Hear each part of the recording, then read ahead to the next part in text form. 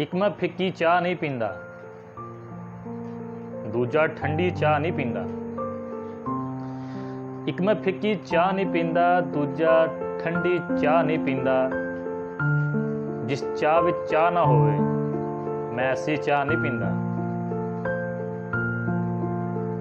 एक मैं फिक्की चाह नहीं पींदा, दूजा ठंडी चाह नहीं पींदा। जिस चाह विच चाह ना होवे मैं ऐसी चाह नहीं पींदा।